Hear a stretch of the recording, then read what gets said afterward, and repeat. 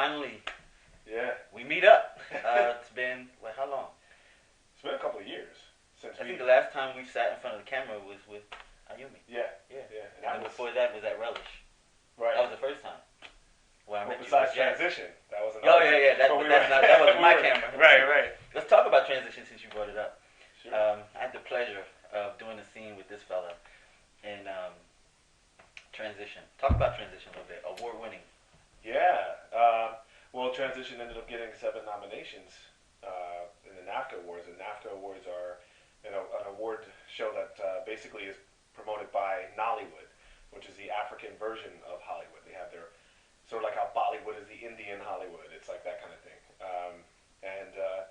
Transition was like the little engine that could. Right. Because it was a little independent film, supposed to be a half hour. Right. And it ended up being extended to almost an hour and a half. Yeah. Hour and 15 minutes or something like that. Edited for like a year, shot for 2 years. To the point where you're like, okay, yeah, this is, And I'm still waiting on that call from Prince for me to come in and do my voiceovers. He told me, you were going to have voiceovers. Right. Next thing I know, the film's nominated for awards. I'm like, wow, right. Okay. Well, that's what's funny, too, because they enjoy, that's what's interesting about it. Because most Nollywood films are strictly African actors. Right. So this was one of the first films that had a lead American actor. Wow. And not only that, a lot of times their stories are very soap opera-ish. Yes. Where it's like, someone cheated, someone killed somebody. Always something very dramatic. Yeah. And this story was about, a rock and roller who pretty much his life was basically destroyed by an accident of his own. He killed his wife and his daughter in a car accident. Yeah. And was just rock bottom, and he's building himself back up.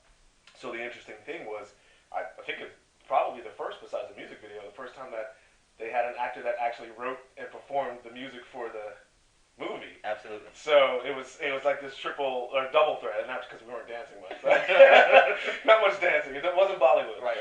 But that idea of the lead character, lead actor, is also the lead singer of the band, and also wrote the music originally. So I think all of that was just such a hoopla that it didn't matter that the movie wasn't finished. Right. NAFTA was just like, this is great work, right.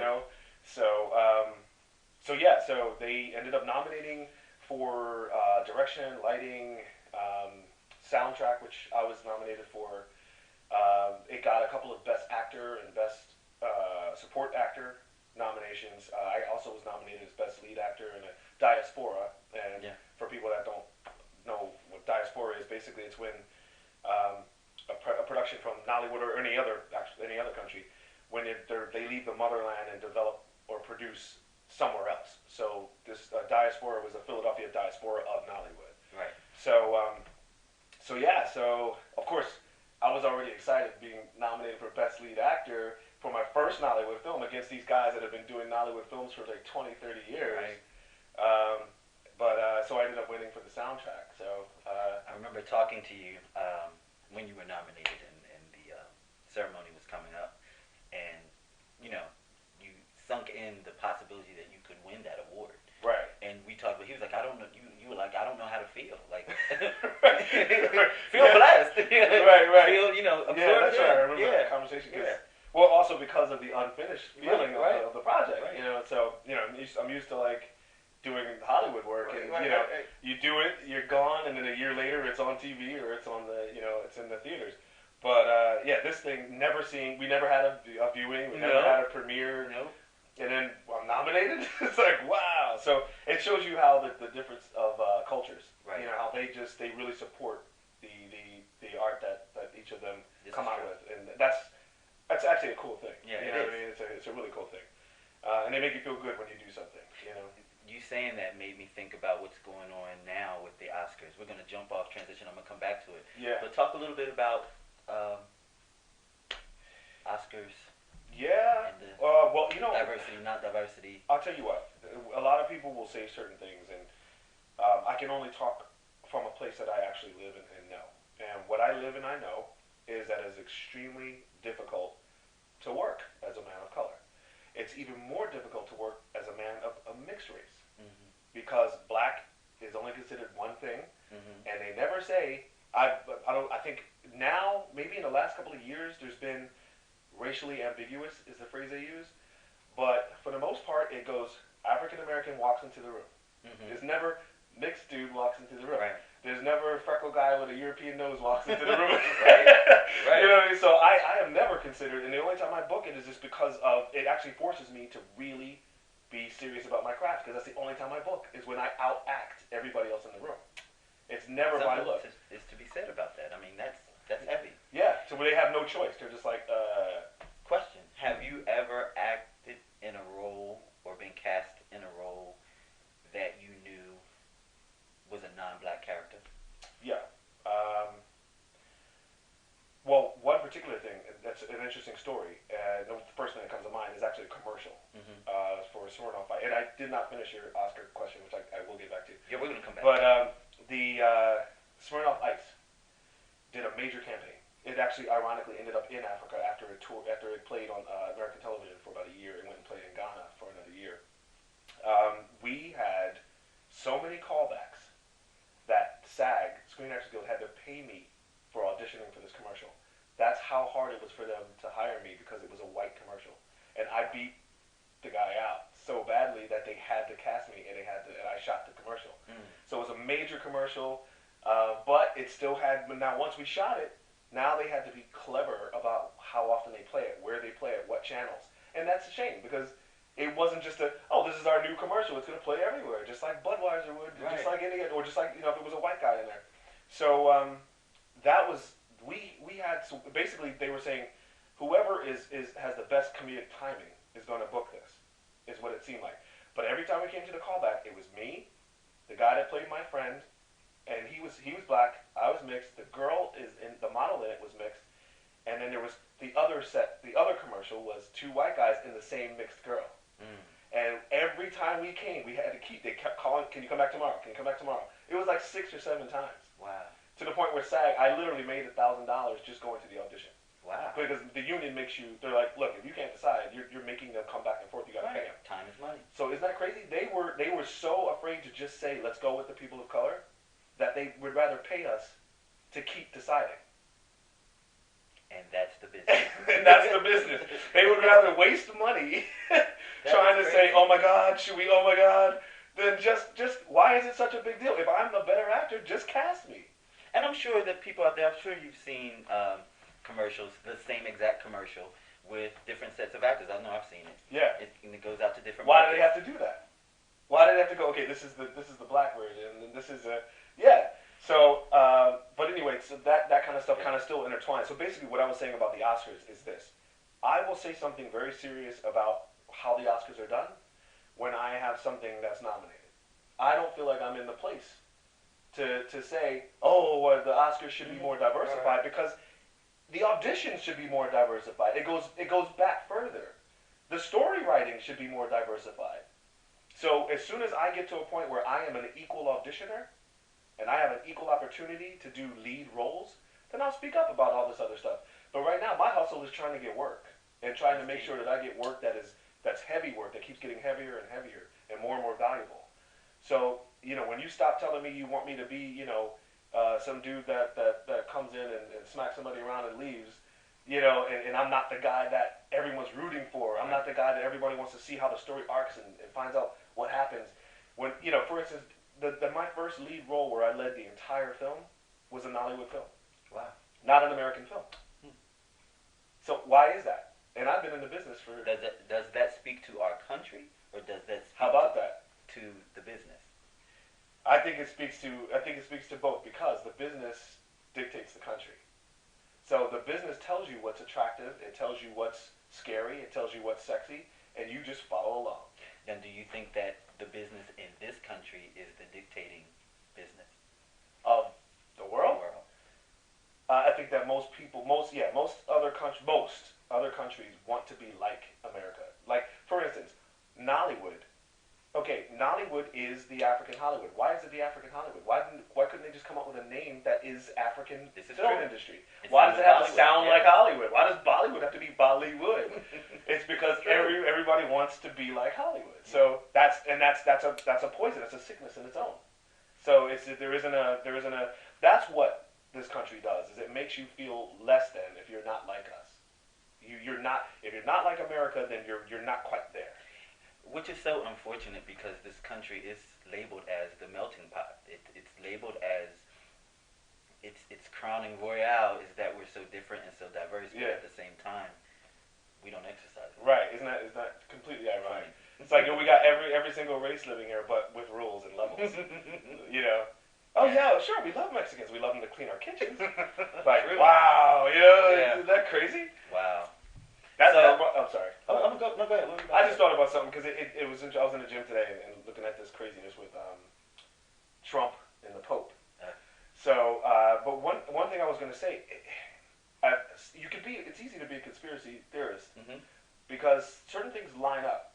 So I'm like, is it energy that lines up? Because like we always talk about, if all of us focus on something negative, then negative things are going to actually start to develop, and we are going to create that negativity. True. And if a group of us does it, watch out, we're in trouble. Right. It's power. So, and same thing with positivity, But then there's a conspiracy of was some of this stuff planned already? Like for instance, when Trump first came out saying we got to get rid of Mexicans, they're rapists, they're killers, and blah blah blah.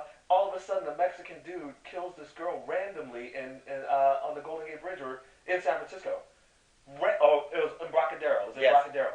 A random killing, like almost within days of him saying, "Watch out for Mexicans," and watch out, and specifically border control. And the cat had been escaping back and forth over the border for years. It's almost like see, I told you. Right. So was that lined up? Like was somebody? That just it trips me out. So then I was thinking to myself, okay, now we're dealing with. I think they're dealing with South Carolina, right? The primary. So that's like Bible Belt, obviously, very Christian. So in a moment of Christianity and fighting over what that means, why would the Pope say something like that? Literally a week before the primaries in the most Christian state that he has to win. So now Trump is looking good because Trump said, what was his answer? Anybody who is that religious shouldn't judge anyone else's religion, which is absolutely true. Now he's an ass. We've been saying that for a long time. Yeah. And even in the church community, we say that. People that, are holier than thou, if you're really holier than thou, you wouldn't do that. So who's going to listen to that? South Carolina. And they're going to go, oh my God, Trump is a saint. The Pope is wrong. You know what I'm saying? Like, why would the Pope say something? Now, since when does a Pope get involved in politics? And we all know anyone can purchase a good image. Just get a good right. You can purchase a good image. I don't know. It's just, to me, I was just like, wait a minute. The timing of it all. I can go way in on conspiracy theory. That's the world I live in. Yeah. I won't do it. That's a whole other show. Yeah, because I dig it too. We should actually do that. A conspiracy show. We'll do that. Yeah. So, speaking of movies and work, I've seen you with the Arnold. Yes. What's going on with that? Yeah. He gave me, I don't have it in here, but he gave me a cigar. Oh, yeah? And it said, yeah. A handful of us got him. That was cool. It was, well, basically, there's this movie called 478. Okay. And it's a story of this guy who, really, really bad. He was an air traffic controller, and he, by accident, sent 2 planes in head-on.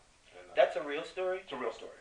Yeah. Where's that based from? Well, it was the actual accident, and all of that happened over Columbus, Ohio. Okay. So that's where the crash scene, the disaster scene was. That's where I had to go shoot. Okay. Yeah. So he's playing Roman, and he's playing the character of a guy who's waiting for his daughter and his wife to come in. He hadn't seen his daughter in a long time, and his wife was flying her back. Wow. To see, for the family to come together. Yeah. So it's actually for Arnold Schwarzenegger. It's not like get down. It's a very solemn, like sad movie, and it's very serious. But so I've been noticing. Speaking of the Arnold, what's up, Mr. Schwarzenegger? The Arnold. His projects, his latest projects, it's more drama, more of him giving of himself as far as his acting, and I applaud that from him because that's not what we expect. Right. Is he doing any behind the scenes? Is he producing? I think he had a big deal to do with this because this is actually, even though it's Javier Guillon, a very big writer, Elliot Nestor, a big director, the production company is independent. But independent with deep pockets. Okay. So, and the deep pockets are pretty much him. We love indie. Yeah. Especially indie with deep pockets. I'm sure he had a hand in the fundraising and all that. And Nice. and I'm sure who would think, no disrespect, but who would think Arnold Schwarzenegger for this role? Right, right, It right. had to be Arnold Schwarzenegger, and that thought himself and said, okay, let me make this happen. So that's the beauty of being at that point where you're like, I want to do this. You, and you put it together. Right. But so he is, especially this one. I think he's getting to that point where he's at a certain age where he can't do the physical stuff anymore. And on your way out, why not have some memorable moments, possibly even an Oscar nod? You know what I mean? Why Like, not? why not do that? So so I think that's where it's at. And then well, I was going to jump ahead, but Southpaw, Yeah. the same thing. That was like, and talk about the industry. This, I don't think that was racial because Anton Fuqua was the director, and we got along really well on the set. And basically, what happened, folks, is it's in film industry 101. Do the work and let it go because you never know what's going to happen on the editing floor ever. This is true. So I did awesome shooting, and we had like 2 or 3 scenes of me playing a homicide detective investigating the murder of Billy Hope's wife, and played by Jake Gyllenhaal. So great time shooting, great interactions with Jake Gyllenhaal, like intense scenes, and really good development for the story. And by the time it came to, okay, we're about to release it, the whole point of the story changed from, oh, we're not going to be looking for the murderer of the wife. We're going to be concentrating on rough and tumble guy falls and then fights to get his daughter back. So they switched all those scenes. They expanded all these orphanage scenes that were not in the original edit, anything. So and in the end, it was about a tear-jerking movie, which was about trying to get Jake a nod, an Oscar nod. Yes. Because again, the business. Again, the business, because there's a point to everything and reasons behind everything. Producers, agents, even. Well, we need him to get an Oscar, so you need to do this and this, and then the producers are going to do. It's crazy, but it's just a fact of it, and it's not all glam, and it's not all, oh my God, this is so fun, I got this. Sometimes you know why you book something. You know that they're trying to do something political, and that's why your face is in there. Mm-hmm. And it's okay as long as you go in there and do the work. Exactly. It just happened the other day. I just shot for Boeing. Mm-hmm. I played the manager of the entire group that comes up with special secret programs. Really? Wow. On purpose, they wanted a man of color just to say, look at us. This guy manages a secret Boeing, department. And so I just played this manager, and the H&R woman was black as well. So we were just thinking about that, and I was the boss of an elderly white guy. He was older than me. So just the casting was really, I was like, really? You guys? And you just saying that, and we're making connections about what people do as it relates to the business, jumping back to Trump, the Pope, Bible Belt, what we just talked about, how things fit together. Right. Just saying. Everything has a purpose. Everything has a message in some way, whether that message be invisible, or at the time or not. There's a message in every moment, really. True. Speaking of message, what's David's message? What do you have to tell people? Oh, just a straight out message. What is your purpose?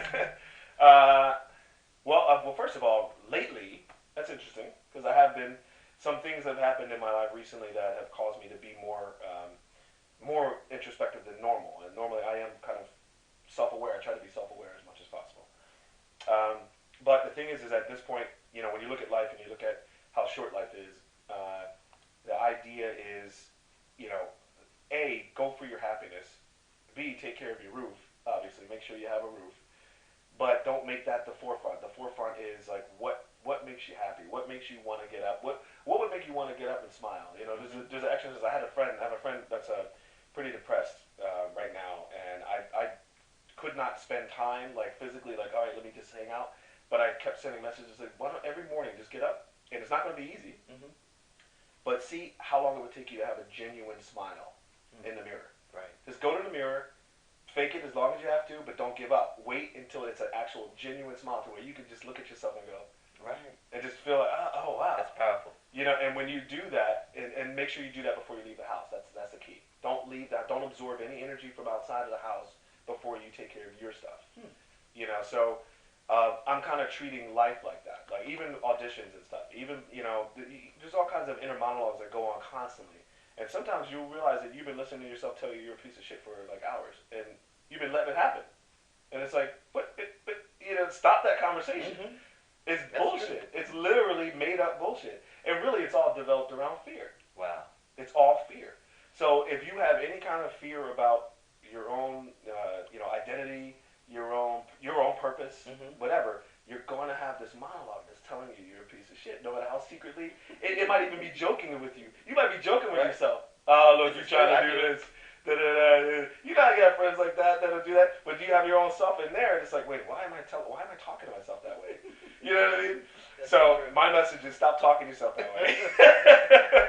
But it's that's the first thing that can That's come to mind. really good advice. I'm gonna have to try that. Part of my method in the morning when I get up is I try to have, while I'm getting dressed and preparing to leave my house, I try to have a dance.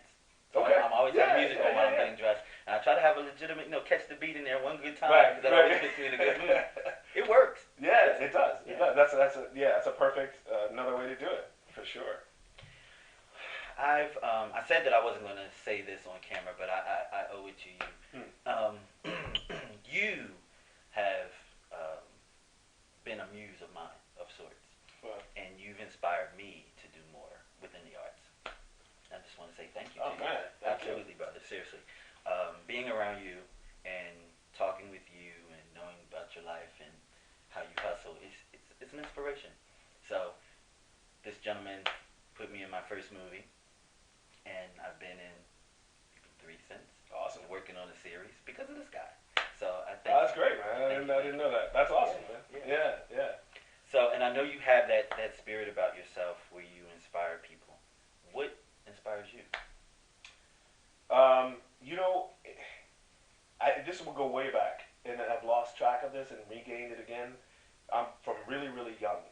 I felt like I was being watched, but like very closely, Mm-hmm. and sometimes spoken to and whispered to. I remember as young as like 5, and just being like almost coddled in bed by myself in my bedroom by I don't know whether it was spirits, whether it was energy. My nana would say that was your guardian angel. Yeah. Well, that's actually the image I ended up getting tattooed. That was my guide. Yeah. So I put it on my skin so that I'll never forget, and I'll never forget that it's because of that I'm even here right now. That's powerful. So yeah, I felt like, and that energy, whether it be with words or with feeling or with just like infusing personal knowledge, always told me that I'm here for good. I'm here. There's nothing bad about my existence. Good. You know what I mean? I know the only bad is the bad that I create or the bad I allow myself to believe.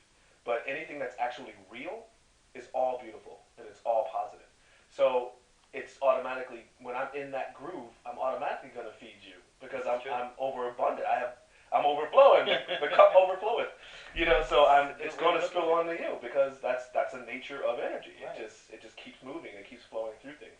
So that's the easiest answer I can give you is that it's not on purpose. I have no idea where it comes from. I do understand it. I believe it. I have been intimate mentally with it at times, and then I've been way distant and lost. I can't say, there's no way in hell I can say I've been perfect. But it's that imperfection that always keeps me remembering, and that's the beauty, because I think if you were perfect all the time, you forget how special you are. Yeah. I think it's the imperfections that make you remember and make you get back to that place. Maybe you can co-sign me on this, but for me, being cognizant of it and being present in it makes it more powerful. Yeah, exactly. Just like a wave, at times you stray away from it, then you go back to it. But when you're in the moment and you're in that pocket, it's like all pistons are going. Yep. And it's without ego. Ego destroys it. Yep. Ego destroys it. Ego misguides it. It becomes all kinds of weird stuff.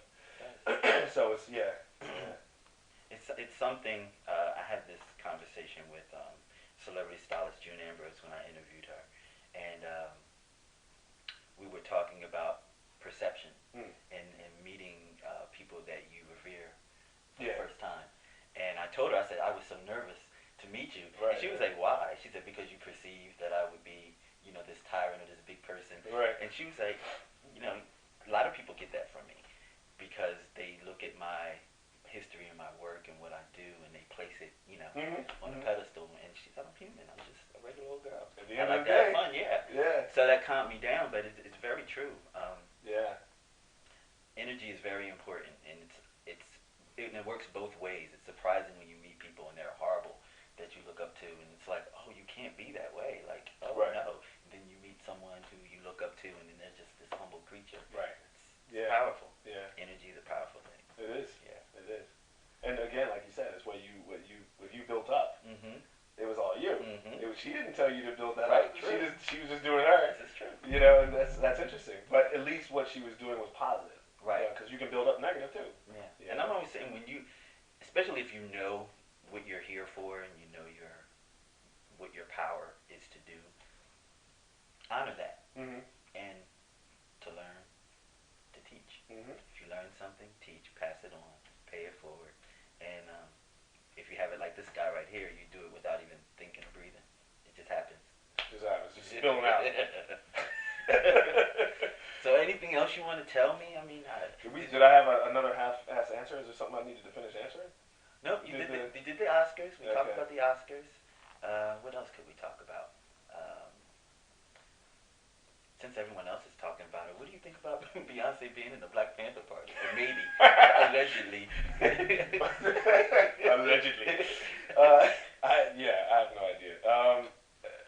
I don't know if that's BS, but I don't even pay attention to that stuff really. I didn't even catch the image of the X's in the Super Bowl. I mean, I saw it and I was like, oh, that means something, but I didn't think, oh, Black Panther. No, actually, I watched the performance, and as usual, she does a really good job at what she does because she's, Beyonce. She's focused. Yeah, and all the reports came out maybe 2 days later about Black Panther. No, it was offensive, and I'm like, that's what that was. Right. It was just Beyonce getting her groove on.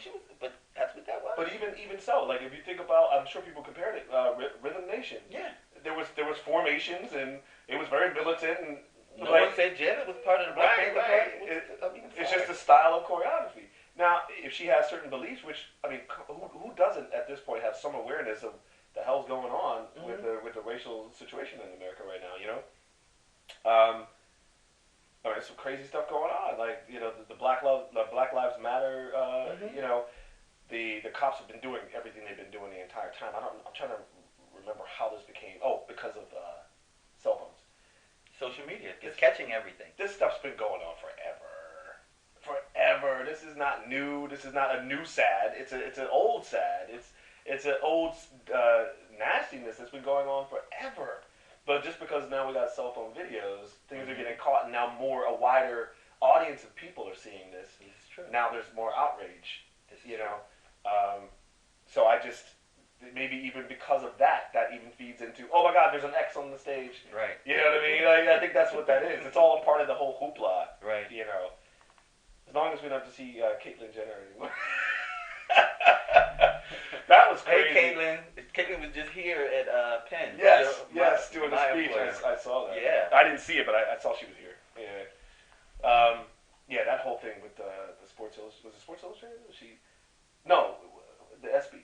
SB, yeah. Bravery. For bravery. Right. And so, that's a touch. I'm not even going to touch that, actually. Because honestly, I want to talk about it because it's hard to discuss it without offending anyone. Yes. Because I don't want to offend anyone. But I remember being a kid and Mr. Howard was my mom's friend. Okay. And Mr. Howard transitioned. Mm. And no one gave Mr. Howard an award. I mean, right.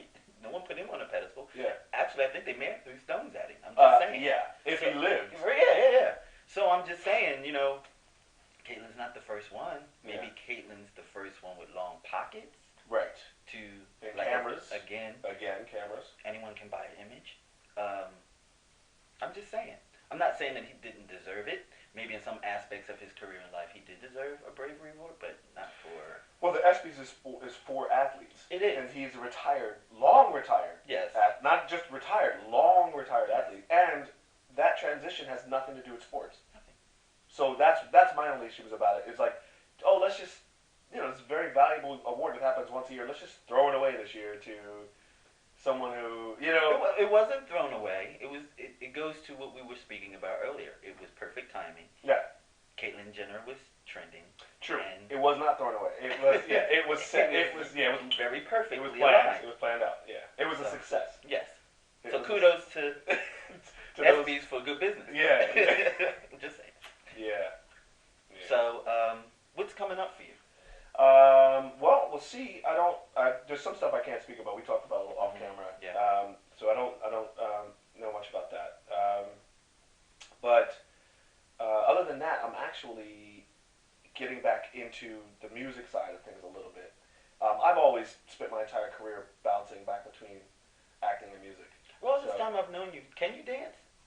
I used to be musical. Yeah, I used to be musical theater. I used to Broadway level, man. Okay. Musical theater. Actually, I did a tour. I never told you that. I did a tour with Stephanie Mills and No, Norma you did Moore. tell me that because we just had her on the Stephen Knight You did, show. yeah. Did you mention shout it? her out? No, because it was pre-recorded. Oh, okay. Talking to her, and she's a sweetheart too. Like, shout out to Stephanie Mills. Yeah. Who actually has a new song out with I forget the name of it, but a new song out with KC of Jodeci. Oh, okay. Who happens to be her cousin. I didn't know that. I didn't know that either. Yeah. Shout out to them. Yeah, we toured in a show called If This Hat Could Talk. It was directed and written by George Faison, who choreographed The Wiz. So, what do you think about Wiz Live? That was cool. Yeah. That was real. That's a feat to do, man. Yeah, man. It looked like work. Yeah. It looked like a whole lot of work. Yeah. But you do plays as well. Yeah, but now I do mostly dramatic plays. Like I just started an off-Broadway play in New York, winter of 2014, which was really good. Got some great reviews for that. Heavy drama. It was like this show that was Stanley Bennett Clay was the author. He's an LA author. So the movie had been done. I always forget this guy's name. It's so funny. It had been done as a movie first. It's called Ritual. Yes. And but the actor that played my role is the gentleman that played Prince's father in Purple Rain. He was in Mod Squad. I hate that fact that I always Clarence something. Yes. I forget his name. Very powerful actor though, because I such a always great actor. dislike him when he's a bad guy. Yeah, because he really gives it to you. Yeah, so he actually starred as my character Leon. So basically, it's the father of sort of a late '80s, mid '90s, almost Cosby era. Got it. But he's a really high-end corporate lawyer who owns a place in the hills in California, and he's got the wife and the 2 kids. Everything looks perfect from the outside, but when you go inside the house, you see the breakdown. It was probably one of the most dramatic, juicy lead roles I've ever had. Like just I had a 5-minute monologue in the middle of the show just by myself on stage. Wow. And my character was just breaking his own life down from childhood all the way up to present. And it has a lot of racial issues of being like the only black being accepted. What did that mean? So there's a certain level of pride, but why am I proud that I'm accepted by white people? Why is that a thing to even try to aspire to? Wow. You know, and then when you aspire to it and you get it and you're making white money and you got your white boys that you golf with and all that, and then you lose the culture of where you came from. It's a lot to be said about that. Right. That's a whole discussion on its own. Yeah, no, it's deep. And so the family just fell apart because this guy was not holding a family together. He was too busy being this corporate lawyer in this corporate world and trying to match up to all these things that were not set up for him anyway. Straying away from himself. Yeah, it's deep. So the show is pretty heavy. This writer, Stanley Bennett Clay, is kudos to Stanley Bennett Clay, great writer. But so Clarence, we'll work out the other name, whether that's Clarence is the first or last name. I don't even remember that either. Yeah, right. I just know Clarence. Mod Squad, Prince's father. That's the joint right there. Yeah. But yeah, so. So that was the last. I think it was the last play I did. That was then, and then I focus now more on TV and film because it's just easier the time wise. Right. Plays take up months of your time. Now this was an off-Broadway stint that just happened for like a month or 2 months, so that was easy. It's like you rehearse, you do the show, and then it closes. Unless it gets extended or it becomes a tour. But this was one of those in and out moments, as opposed to like a long run where you really don't have time to do much else. Right. You know? And you're an ultimate hustler when it comes to that. You know, of course I'm following you on social media, and I'm watching you, and you're here, and you're there, and you're here, and you're there, and then you're 5 minutes here, and then you're 10 minutes there. Right. It's like, keep going and keep doing that. Yeah. Well, first of all, I'm not qualified to do anything else. I mean, thank God I have a property, because if I, then when the slow times would come, you know what I mean? It's like, that's another thing. When you get your money, buy property. That's to all y'all. I had a time, in the 90s where I was making regularly 6 figures a year, just modeling. I was making probably between 100 and 180,000 a year, just working like 2 or 3 days. Wow. Just doing commercials and doing billboards and magazines and stuff. And I traveled with all that money. I did not keep a penny. But you say that, and the lesson is to own property so yes. you can invest into something. But also travel and experience yes, life. Because that is invaluable. Because that's actually what kept me being who I am. Like you said, how do you go on? I go on because I have all these sense memories of these beautiful experiences in exotic countries, in these strange places, and you know what I mean. The truth of the matter is, that at the end of the day, nothing else goes with you but no. your experiences and memories and the love. That's it. The love. Yeah. So that's that's again, do things that perpetuate that beautiful, imagery and energy that you have. You gotta, because that's the thing. A lot of people in this business is another thing that keeps me going. It's funny. It's all coming in. It's pores. So the one thing that keeps me going is that I don't live only when I'm working. Okay. Some people are like literally rocks and stones until someone says, "Oh, you booked such and such." I'm alive. I booked a gig. Da da da. And then there's no gig again, like that. So even on downtime, I'm still celebrating life. I'm still celebrating my existence. I'm still celebrating my purpose, my value. Mm-hmm. I go into celebrating someone else if I'm not busy. Mm-hmm. I'll help you celebrate you. So there's a constant cycle of living in that energy. So I don't get puttered out. I don't get exhausted because I'm constantly refueling. And I'm also not waiting to live. I don't wait to live. I don't wait to be happy. You know what I mean? I don't wait for things to make me happy. I had a debate with someone. You brought up happy. I had a debate with someone as opposed to happiness versus joy.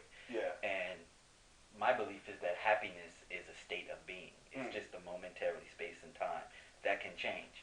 What you should be is a state of joy, because joy brings happiness. Right. So if you're in a state of joy, you're always going to have that. There's no fluctuation with it because it lives inside. So that's really good. Joy is strive for perpetual. joy. Yeah. Did I move the camera? No, you're good. Because I moved the thing. We're good. That's actually a great point. Joy is perpetual, and happiness is fleeting. Happiness is in and out. Just moments. And it's all relative. Like what makes you happy might not make the next person. Exactly. One thing may make you happy today, that make you upset the next. Right. So have joy, and then everything can have happiness. Yeah. Anybody you want to shout out? How about my mama? I don't get to shout out my mama.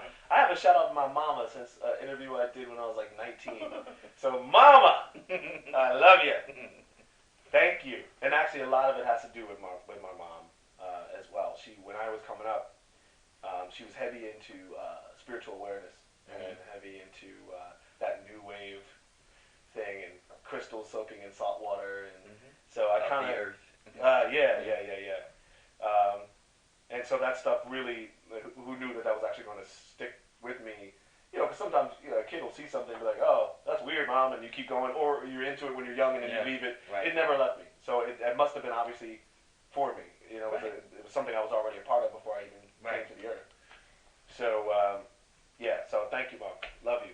And to the family, my sister's birthday is coming up on the 24th, so happy birthday. Happy birthday. Lori. Lori Shantz. You brought up mama. You went back to your youth. It's a question that I like to ask people lately. What is some advice you would give to 17-year-old David? Wow. That's when I first moved to New York. I kind of did it pretty well. It was fun, man. Wow. Let me see. Advice I would actually say, believe in the power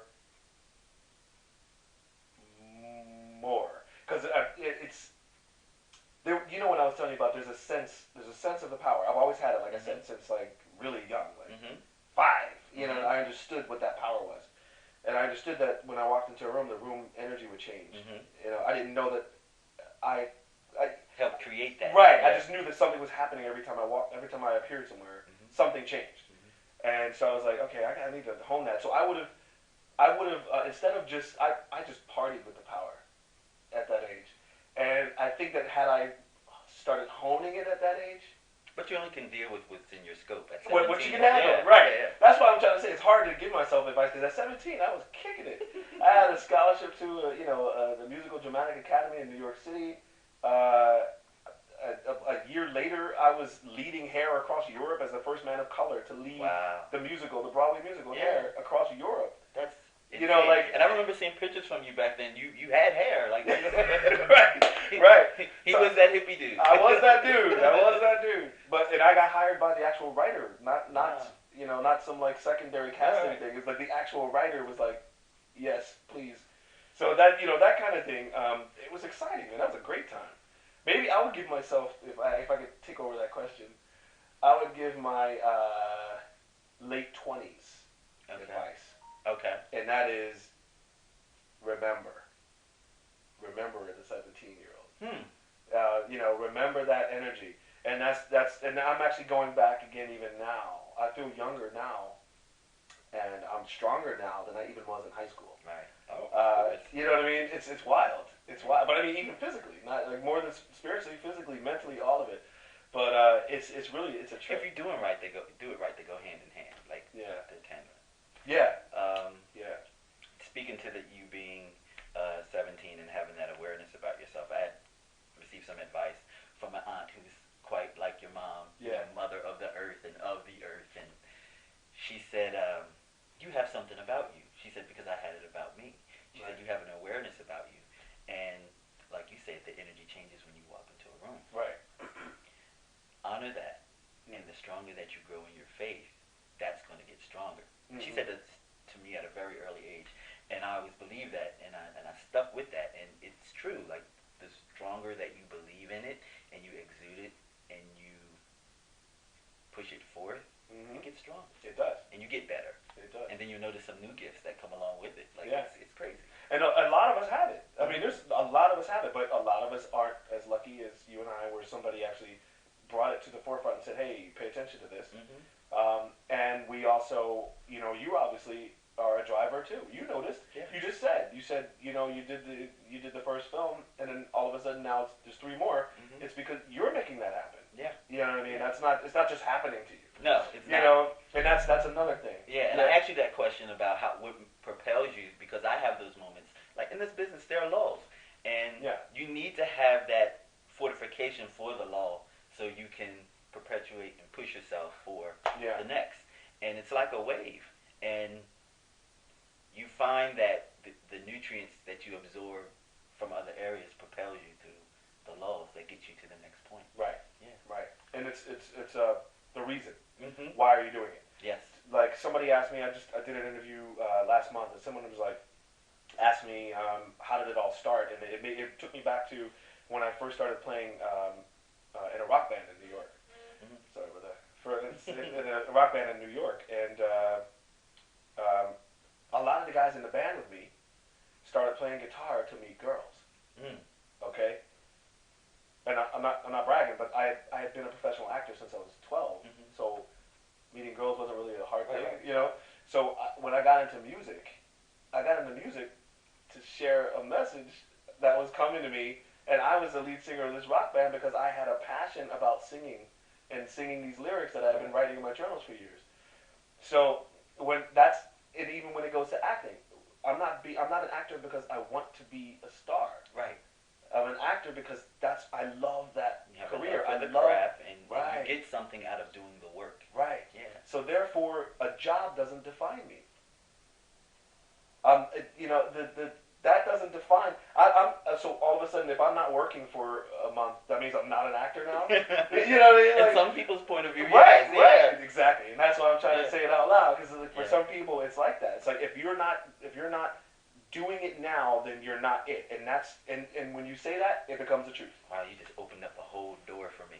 So there's a saying, it's a hobby until you actually get paid for it. Right. Which is farce to me. Yeah. Because in getting started in anything, if you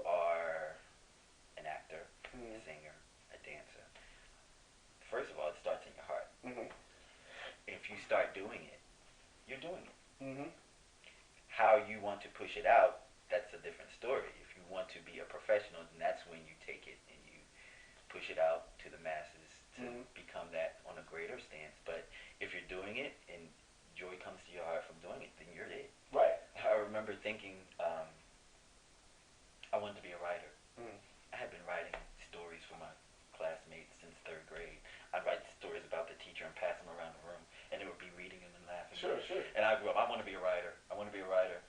You are a writer. You've been writing. You are a writer. You've been writing. You've been writing. You know, as far as that's concerned, the only thing I believe is not that you are not that thing until you are doing it in front of people, but once you get paid, you are now a professional doing that thing. So now you can say, I'm a professional writer. I'm a professional actor. And so, you know, that's the, you know, the difference for me. And that's always been a thing for me. It's like, that's why I say I was a the reason why I say I was a professional actor at 12 is because I was getting paychecks from being on stage doing plays and tours. So I might not have been the best actor in the world. That's what's funny about it. But I was professional. I was getting paychecks, playing a character on stage. Solidified. You know, solidified, right? So that's why, you know, I can always say I've been professional since 12. Now, an actor, I've been an actor since I came out of the womb. Been acting my ass off. So, yeah. That's good. Yeah. Wow, David. You always give me great interviews. I applaud you and I thank you for your time and energy. As always, you know, any platform that I have, this brother's more than welcome. Good stuff. Shout out your social media stuff so people can Oh, follow. yeah. And is it possible to put it up on the thing in case like when you play it, are you gonna? He wants bells and whistles. Hollywood actor. Like, can you just have that roll up in the credits? Oh wait, there's no credits. No credits. I'd like to thank the role of David and Raine being played by David and Raine. Exactly. Okay, so the reason why, because I always screw this up. All right, so Twitter, I am at DMRaine, and that's Raine, R-A-I-N-E, DM Raine. At Instagram, I am at Making It Rain 0618. And Ayumi told me before, she's like, you need to have them all be the same because people get confused. It's annoying. I want to speak to that for a little bit because it actually gets up underneath my skin a little bit. Yeah. It is your choice to have what you want for anything that's yours. Yeah. That is your business. And this is specifically for the younger people. I get hit up all the time, and this is just a lesson. I work in radio. People want to send me music, headshots, and all that stuff. Sometimes I'm out and I'll hear people. I'm at a concert, I'll hear a new artist, and I'll look them up if I really love what they're doing, and I try to get people that I love exposure. Sometimes what happens, there's a hitch in the giddy up if you tell me one thing or you give me a business card and it's one thing and I go look you up, and then you get lost in cyberspace because you have like 20 different names, or you change your name every other month according to what you think is hot or trending. Oh, yeah. Don't get lost. Brand. Keep the same thing going everywhere. No offense to you. No. But Raine is synonymous. Raine is everywhere. Yeah. But it's sometimes just different. But my reasoning is that I was so slow getting on the social media that I think my Twitter account is like from 7 years ago, and the Instagram's like 2 years ago. Yeah. So I forgot, I got to do this Instagram thing now. Right. I just thought of something else. But eventually it probably should all be DM Raine or David and Raine, whatever. But so yeah, that's and then IMDb. You can always look and see the work that I've done and the work that's coming. IMDb.com, and that's David Raine again. David and Raine will get you there too. And there's a couple of sites, but I'm not going to say that because they're being worked on. But Okay, cool. I think I did it right? IG and Instagram and Twitter. Okay. Yeah. And you want to shout out your artist so people can listen to our music before we leave? Who? Ayumi. Oh, you said my artist. Your artist. Yes, my artiste. Well, Ayumi's work is done. It's all about marketing and video at this point. Okay. Ayumi Perry, shout out to her. Instagram is Avant Yumi. So I like avant-garde, Avant, and then Yumi, Y-U-M-I. That's the Instagram. That's probably the best. Yeah, check her out. Awesome musician. She's so unassuming because she's so beautiful. You look at her and you be like, she sings like a bird. She sings like a soul goddess. Yeah. Check her out. Yeah. Thank you again, brother. Yeah, Can't brother. say it enough. Indeed, Appreciate man. you.